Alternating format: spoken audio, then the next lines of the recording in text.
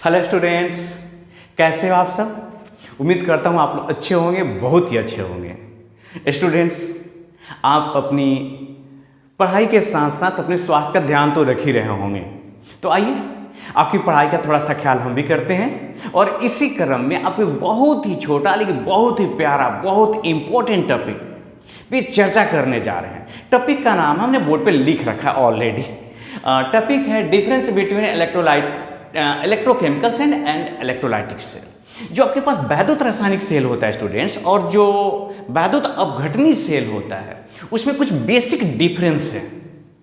तो आपको अगर वैद्युत रासायनिक सेल को समझना है और अगर वैद्युत अपघटनी सेल को समझना है तो एक बहुत ही अच्छा तरीका यह है कि दोनों में डिफरेंस समझा जाए, ताकि हम क्लियर कट कर सकें कि क्या है इलेक्ट्रोकेमिकल सेल और क्या है इलेक्ट्रोलाइटिक सेल। तो आइए कलम कॉपी निकालिए, हो जाइए तैयार, और हम हैं, कोई फिक्र की जरूरत नहीं है।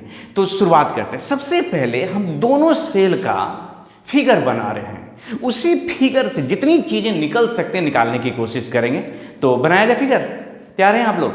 देखिए, सबसे पहले इधर मैं बना रहा हूं आपका ये एक हमने सेल लिया,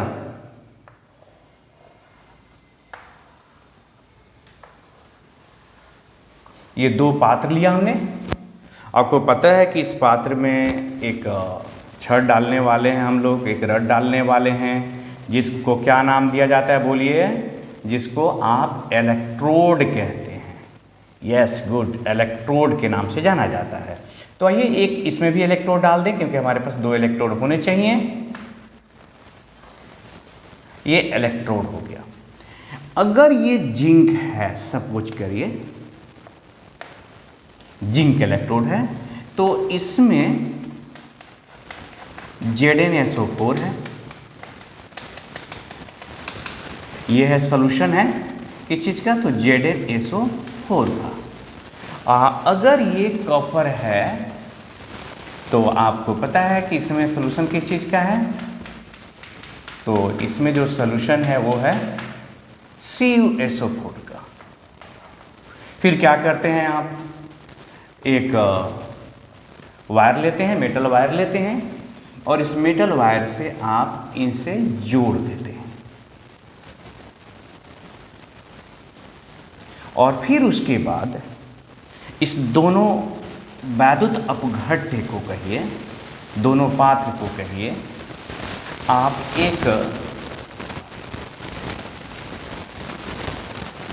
सॉल्ट ब्रिज से जोड़ देते हैं, कनेक्ट कर देते हैं।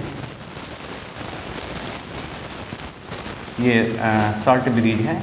इसके अंदर आपको पता है कि जो इलेक्ट्रोलाइट होते हैं वो पेस्ट के रूप में रहते हैं। लवण सेतु कहलाता है। स्टूडेंट्स, ये है आपका इलेक्ट्रोकेमिकल सेल। आइए समझते हैं कि इलेक्ट्रोलाइटिक सेल का फिगर कैसे बनाया जाए। तो इलेक्ट्रोलाइटिक सेल में हम एक पात्र लेंगे,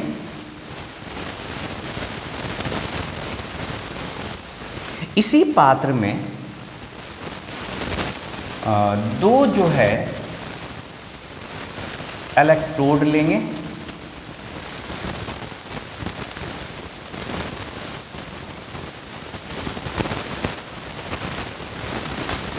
फिर उसके बाद इन दोनों इलेक्ट्रोडों को इसमें जो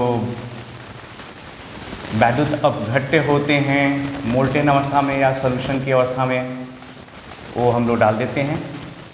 इन दोनों इलेक्ट्रोडों को एक बैटरी से जोड़ देते हैं। ये plus minus,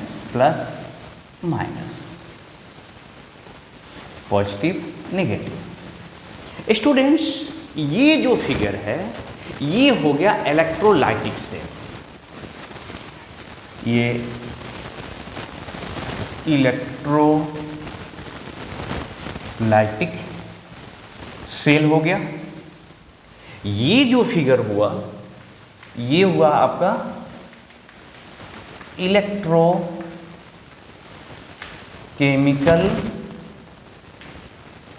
cell, electrochemical cell. अब हमको तो इसमें डिफरेंस करना है। तो सबसे पहले आप फिगर देख रहे हैं, ये आपका वैद्युत रासायनिक सेल हो गया, इलेक्ट्रोकेमिकल सेल हो गया, और ये हो गया आपका इलेक्ट्रोलाइटिक सेल, मतलब वैद्युत अपघटनी सेल। स्टूडेंट्स, सबसे पहला डिफरेंस वो ये है, हम ये जानना चाहते हैं कि इसका फंक्शन क्या है क्या। तो आप कहते हैं कि इसमें केमिकल एनर्जी होता है, ये केमिकल एनर्जी है, और ये केमिकल एनर्जी कन्वर्ट हो जाता है किस में, तो इलेक्ट्रिकल एनर्जी में। तो आपके पास इलेक्ट्रोकेमिकल सेल एक ऐसा सेल है जो यहाँ पे रहता है, आपके पास कौन सी एनर्जी, केमिकल एनर्जी है, आप कहिए कि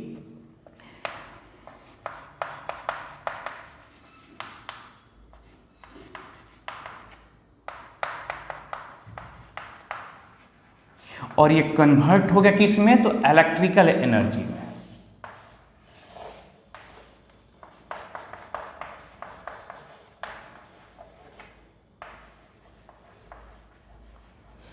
तो पहला जो डिफरेंस यही है। यहां पर क्या है, इसमें जो रहता है, देखिए ये है आपका बैटरी, एक बाहरी सोर्स, इलेक्ट्रिकल एनर्जी है। जब इलेक्ट्रिकल एनर्जी इसमें दी जाती है तो उससे इसमें केमिकल चेंजेज आते हैं। तो आपके पास ऑलरेडी है इलेक्ट्रिकल एनर्जी, और ये इलेक्ट्रिकल एनर्जी कन्वर्ट हो जा रहा है किस में, तो केमिकल चेंजेज कहिए या केमिकल एनर्जी कहिए, केमिकल एनर्जी, केमिकल चेंजेज कहना ज्यादा उचित है। मतलब इलेक्ट्रिकल एनर्जी से केमिकल चेंज आते हैं, यहां पर आप सीधे समझिए केमिकल चेंज ही लिख देते हैं। और यहां पर है आपके पास कि केमिकल है, केमिकल एनर्जी है, केमिकल चेंजेस है, उससे क्या प्राप्त होता है, तो आपको इलेक्ट्रिकल एनर्जी प्राप्त होता है।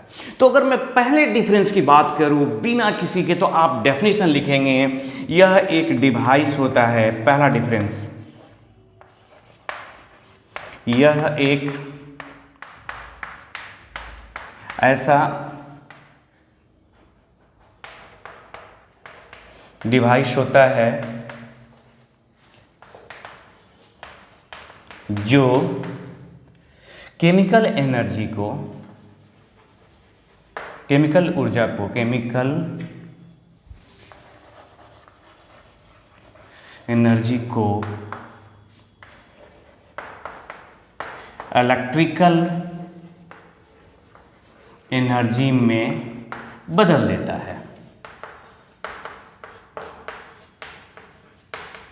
बदल देता है। अगर मैं यहां पर बात करूं तो आपको दिख रहा है, सबको दिख रहा है, आपको भी दिख रहा होगा, डेफिनेटली दिख रहा होगा। ये क्या भाई, तो एक ऐसा डिवाइस है जो इलेक्ट्रिकल एनर्जी, यहां पर विद्युतीय ऊर्जा है, विद्युतीय ऊर्जा को किसमें वो हो जाएगा, उससे केमिकल चेंज उत्पन्न किए जाते हैं। यह एक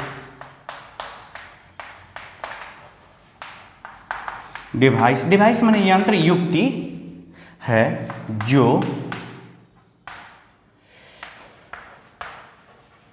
विद्युतीय ऊर्जा द्वारा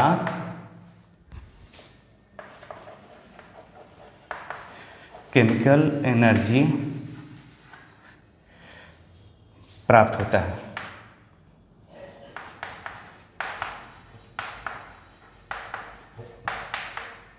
यह एक ऐसा डिवाइस है जो विद्युतीय ऊर्जा, इसमें विद्युतीय ऊर्जा सप्लाई करेंगे और इससे केमिकल एनर्जी प्राप्त होगा या केमिकल चेंजेस प्राप्त होंगे। यहां पर एक ऐसा डिवाइस है, यह एक पूरे डिवाइस है, पूरा एक सिस्टम हो गया, एक ऐसा सिस्टम है जो आपके पास केमिकल एनर्जी स्टोर है, उस केमिकल एनर्जी से क्या प्राप्त करते हैं, विद्युतीय ऊर्जा प्राप्त करते हैं। आइए स्टूडेंट्स दूसरी बात करते हैं। तो दूसरी बात करने के लिए हमारे पास जगह का अभाव है, थोड़ा सा मैं यहीं पर लिखने की कोशिश करूंगा। इसमें एक रेडॉक्स रिएक्शन हो रहा है, तो यहां पर भी एक रेडॉक्स रिएक्शन हो रहा है। डिफरेंस ये है कि इसमें जो रेडॉक्स रिएक्शन हो रहे हैं वो स्पॉन्टेनियस रेडॉक्स रिएक्शन हो रहा है। आपने यहाँ पर ZnSO4 लिया, जिंक का रड लिया, यहाँ पर CuSO4 लिया, कॉपर का रड लिया, इसको डाल दिया, अपने आप हो रहा है, इसमें आप कुछ नहीं कर रहे हैं, स्पॉन्टेनियस हो रहा है। तो इसमें जो रेडॉक्स रिएक्शन होते हैं वो स्पॉन्टेनियस रेडॉक्स रिएक्शन होता है, और यहाँ पर भी रेडॉक्स रिएक्शन है, लेकिन यहाँ पर देखिए सोर्स के माध्यम से जब तक इस बैटरी को जोड़े रहेंगे तब तक इसमें रेडॉक्स रिएक्शन होता रहेगा। अगर यहाँ पर इस बैटरी को स्विच ऑफ कर देंगे, आप हटा देंगे बैटरी, इसमें की जो प्रक्रिया वो खत्म हो जाएगी। तो इसका मतलब कि इसमें रेडॉक्स रिएक्शन स्पॉन्टेनियस होता है।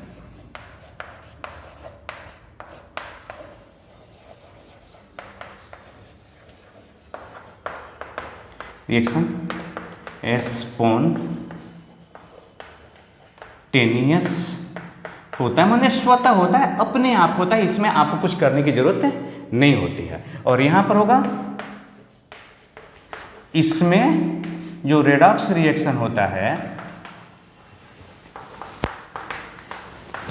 इसमें रेडॉक्स रिएक्शन नॉन स्पॉन्टेनियस होता है, नॉन स्पॉन्टेनियस।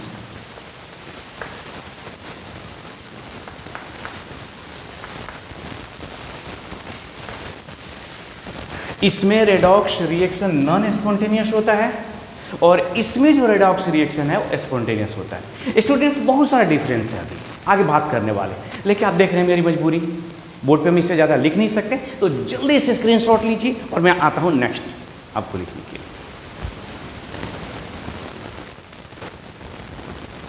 आइए स्टूडेंट्स, अगले अंतर की बात करते हैं। आपने कहा कि ये जो इलेक्ट्रोकेमिकल जो सेल है, इसमें रेडॉक्स रिएक्शन होते हैं और स्पॉन्टेनियसली होते हैं, माने अपने आप होते हैं। तो याद करिए, अगर रिएक्शन स्पॉन्टेनियस है तो जो गिब्स फ्री एनर्जी है, जिसको डेल्टा जी कहते हैं, उसका वैल्यू क्या होगा? नेगेटिव होगा। तो आप यहाँ पर नेक्स्ट जो अंतर लिखेंगे, मान लीजिए उधर 2 लिखे थे संभवतः, तो तीसरा अंतर हो गया, इसमें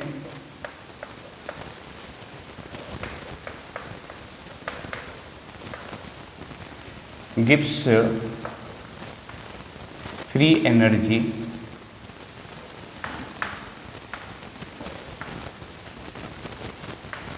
का मान नेगेटिव होता है।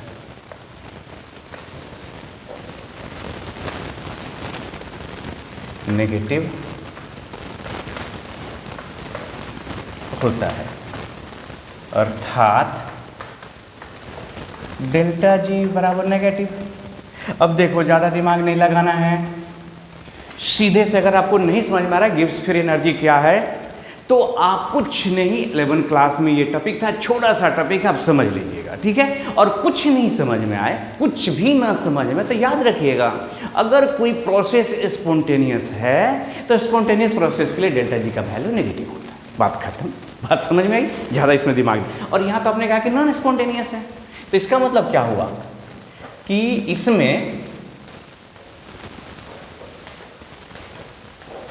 डेल्टा जी का मान पॉजिटिव होगा,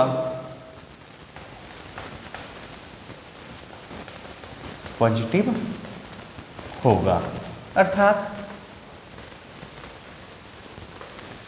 delta G equal to positive. ये बात हो गई। अब आइए नेक्स्ट बात करते हैं स्टूडेंट्स। अब इसको देख देख करके हमने एक छोटा सा प्यारा सा, थोड़ा ज़्यादा ही कंजूसी कर दिया हमने, आप बड़ा बना लीजिएगा, आपके पास तो ऑलरेडी है। तो इसको देख के एक्चुअली हम लोग लिखने वाले हैं।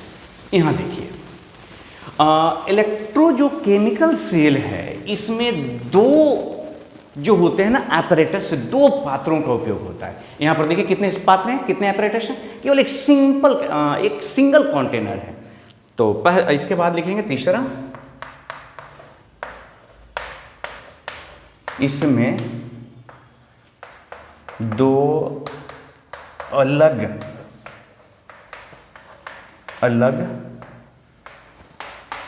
पात्र, मतलब वेसल समझिए, कंटेनर जिसमें ये प्रक्रिया करा रहे हैं, पात्र का उपयोग होता है।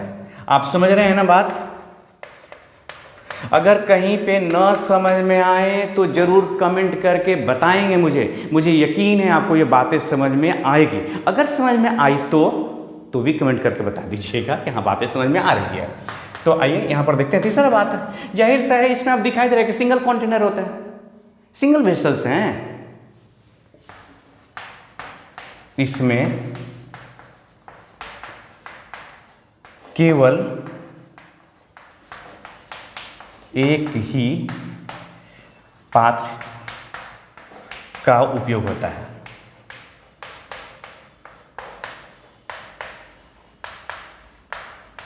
अब आइए स्टूडेंट्स, ये दोनों पात्रों में अलग अलग सॉल्ट है, सॉल्ट का सॉल्यूशन है। जैसे इसमें आपने अगर ये जिंक है तो कितनी बार लिख चुके हैं अभी तक, इसमें ZnSO4 है। इस अगर ये कपर है तो इसमें CuSO4 है। इसका मतलब दोनों पात्रों में अलग अलग इलेक्ट्रोलाइट होते हैं, वैद्युत अपघट्य होते हैं। इसको देख देख के लिख देना है। दोनों पात्रों में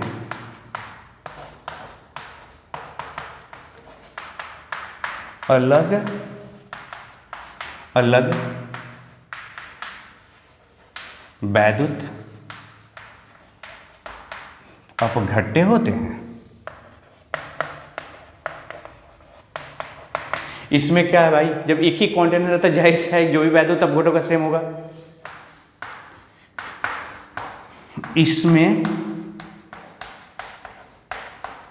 केवल एक ही प्रकार का वैद्युत अपघट्य होता है। थोड़ा कंजूसी कर दिया, उधर लिखा हुआ होता है। अब आइए नेक्स्ट। अच्छा देखो स्टूडेंट्स, ये जिंक है तो ये कॉपर है। यहां पर ये दोनों जिंक हो सकते हैं, दोनों कॉपर हो सकते हैं, या अलग अलग भी हो सकते हैं। मतलब जो आपके पास इलेक्ट्रोड है, दोनों इलेक्ट्रोड अलग अलग मेटल के होंगे और यहां पर ऐसा कोई रेस्ट्रिक्शन नहीं है। बातें समझ में आई? ये दोनों जो इलेक्ट्रोड हैं कैथोड एनोड, वो अलग अलग के होंगे। तो आ जाइए पांचवा, दोनों इलेक्ट्रोड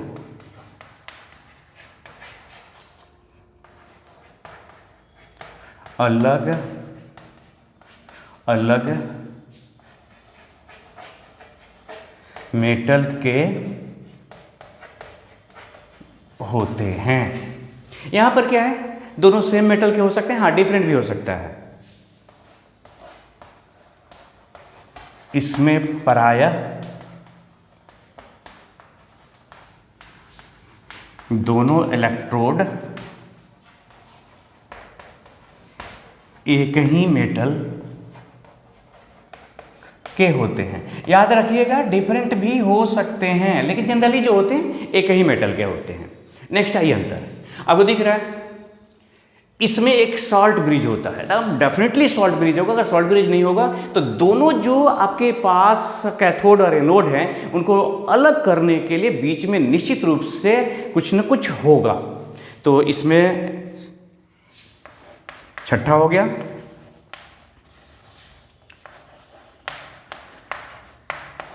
इसमें सॉल्ट ब्रिज होता है।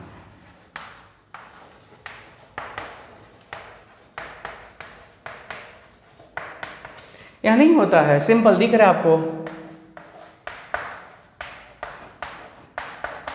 और अंतर सोचिए, हाँ सोचिए, सॉल्ट ब्रिज होता है।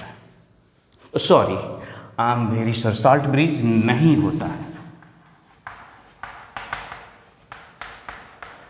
अति उत्साह में ना कुछ गलतियां भी हो जाती हैं, इसमें सॉल्ट ब्रिज नहीं होता है। स्टूडेंट्स अब इसके बाद आइए नेक्स्ट। अब यहां समझना है कि ये कैथोड है और ये एनोड है, सॉरी ये एनोड हो गया आपका और ये कैथोड हो गया। यहां पर ये जो होता है आप जानते हैं कि इस पर एक पे ऑक्सीडेशन हो रहा है, रिडक्शन हो रहा है। जिस पे ऑक्सीडेशन हो रहा है वो नेगेटिवली चार्ज है और जिस पे रिडक्शन हो रहा है वो पॉजिटिवली चार्ज है। यहाँ पर भी निश्चित रूप से ऑक्सीडेशन रिडक्शन की प्रक्रिया हो रही है। इसमें कौन जो है पॉजिटिवली चार्ज है, तो देखिए ये आपको अपने पॉजिटिव पोल से जोड़ रखा हुआ है, इसको बैटरी के पॉजिटिव पोल से, और इसको अपने बैटरी के नेगेटिव पोल से जोड़ रखा हुआ है। जिसको बैटरी के पॉजिटिव पोल से जोड़ रखा है इसका नाम है यहाँ पर एनोड, और इसको कहते हैं कैथोड। ठीक है, यहाँ पर अगर देखें तो आप इसको एनोड कहते हैं, अच्छी बात है, और ये भी कैथोड है, लेकिन तो फिर इसमें अंतर क्या है? अंतर है, एक बहुत बड़ी अंतर है जहाँ पर अक्सर बच्चों को कन्फ्यूजन होता है। ये है आपका इलेक्ट्रोकेमिकल सेल। इस इलेक्ट्रोकेमिकल सेल में जो एनोड होता है, आपका एनोड, याद करो ट्रिक लोन जो लिखे थे LOAN, उसमें ये एनोड क्या होता है? नेगेटिवली चार्ज होता है। एनोड नेगेटिवली चार्ज होता है, बात समझ में आई? लेकिन आप यहां पर देखिए जो एनोड है उसको तो बैटरी के पॉजिटिव पोल से आपने जोड़ रखा है।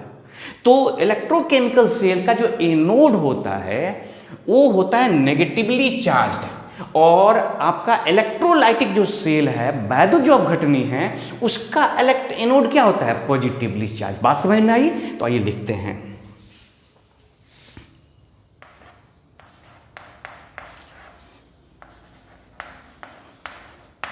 इसमें एनोड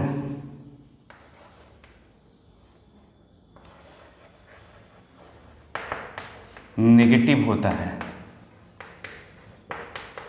और कैथोड पॉजिटिव होता है। ठीक उसके उल्टा यहां देखिए, ये जो एनोड है बैटरी के नेगेटिव पोल से जुड़ा रहता है।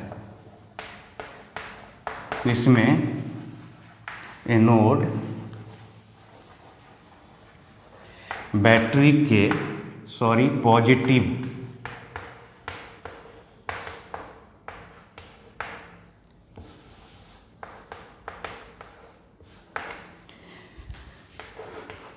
पोल से जुड़ा रहता है। इसका मतलब एनोड पॉजिटिव होता है, सीधे कहिए ना, अर्थात एनोड पॉजिटिव होता है। देखिए डिफरेंस, आपने लिखा है यहाँ एनोड नेगेटिव होता है, यहाँ पर लिखा, आपने क्या लिखा है? एनोड पॉजिटिव होता है। स्टूडेंट्स, ये बहुत मार्केबल पॉइंट है। मैं एक बार फिर से रिपीट कर रहा हूँ कि आपके पास जो इलेक्ट्रोलाइटिक सेल है, उस सेल में बाहरी सोर्स, विद्युत धारा के बाहरी सोर्स के रूप में, स्रोत के रूप में बैटरी का उपयोग किया गया। इसमें डीसी आप करंट प्रवाहित कर रहे हैं। तो जब इसमें आप डीसी करंट प्रवाहित कर रहे हैं, तब जाके इसके अंदर में जो भी आपने लिया वैद्युत अपघट, वो धनायन और ऋणायन के रूप में टूटा, मैंने इलेक्ट्रोलाइसिस की क्रिया हो रही है, याद रखिएगा। तो इलेक्ट्रोलाइसिस की क्रिया के लिए जिसको अपने पॉजिटिव पोल से जोड़ रखा उसका नाम है एनोड, और जो नेगेटिव पोल से जोड़ रखा उसका नाम है कैथोड। इसका मतलब कहेंगे कि इलेक्ट्रोलाइटिक सेल में जो एनोड होते हैं वो पॉजिटिवली चार्ज्ड होते हैं, और यहां पर क्या होते हैं, जो एनोड जो होता है वो नेगेटिवली चार्ज्ड होता है। स्टूडेंट्स, एक बात और याद रखिएगा, एनोड जो हो गया ये पॉजिटिवली चार्ज हो गया, तो इसका मतलब जिधर एनायन गमन करे, जैसे कैथोड का मतलब जिधर कैटायन गमन करे, तो कैटायन इसमें जितने भी प्लस होंगे ना, सब ये कैथोड की तरफ जाएगा, और जितना भी इसमें नेगेटिव चार्ज होगा वो सब कहाँ आएगा? एनोड की तरफ जाएगा। तो इसको नोट करिए, अब जगह नहीं है, एक और अंतर, दो बात मुझे चर्चा करें, इसको नोट करें। आइए स्टूडेंट्स, बस एक और अंतर, बड़ा महत्वपूर्ण अंतर, बस इसके साथ ही वीडियो समाप्त होगा। ये देखिए एनोड है, ये कैथोड है, यहाँ एनोड और कैथोड है, आप समझ रहे हैं, ये इलेक्ट्रोकेमिकल सेल है और ये इलेक्ट्रोलाइटिक सेल है। स्टूडेंट्स, यहाँ से इलेक्ट्रॉन निकलते हैं एनोड से, और ये एनोड से इलेक्ट्रॉन निकल के कहाँ प्रवेश कर जाते हैं? तो कैथोड में। देखिए यहाँ पर क्या है, ये देखिए पॉजिटिव पोल हो गया बैटरी का, तो इसमें इलेक्ट्रॉन जो है ना, बाहरी स्रोत के, बैटरी के बाहरी स्रोत से कैथोड से सॉल्यूशन में इंटर करते हैं, और फाइनली जाके एनोड पे जाके डिपॉजिट हो जाते हैं। तो ये दोनों में अंतर है। अंतर अगला जो है, इसमें एनोड से इलेक्ट्रॉन निकलकर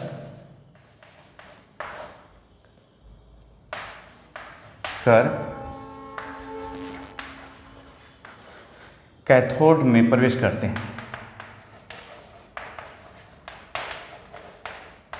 यहां देखिए क्या, यहां पर इलेक्ट्रॉन जो होता है ना बाहरी स्रोत, इसमें इलेक्ट्रॉन्स का बाहरी सोर्स होता है। बाहरी सोर्स बैटरी होता है, कहिए बैटरी होता है। उसके बाद ये कैथोड से सॉल्यूशन में प्रवेश करते हैं। इलेक्ट्रॉन